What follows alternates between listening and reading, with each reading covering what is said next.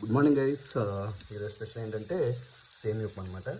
So first మనం పోపు సామాన్లు అన్నీ రెడీ చేసుకొని శనగపప్పు, జీలకర్ర, ఆవాలు, దాన్ని ఏమంటారు మినప్పప్పు అవన్నీ పోపు వేసుకున్న తర్వాత అల్లం కూడా వేసుకొని పచ్చిమిర్చి వేసుకొని నెక్స్ట్ జీడిపప్పు నెక్స్ట్ దాన్ని ఏమంటారు గ్రౌండ్ నట్స్ వేసుకోండి.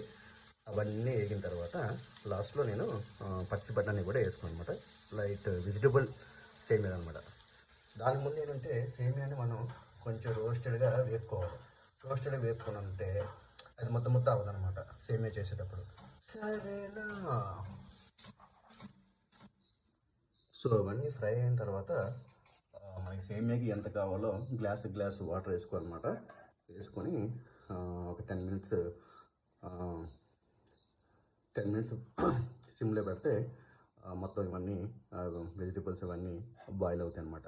సరేనా? వా, ఎమ్మి సేమియా upma is ready. It's looks good. చూడడానికి బాగానే ఉంది, టేస్ట్ కూడా బాగానే ఉంటుంది అనమాట. సరేనా? Happy Sunday to all. So taste కూడా చేశాను అనమాట. సో సూపర్ ఉంది, ఎమ్మిగా. సరేనా?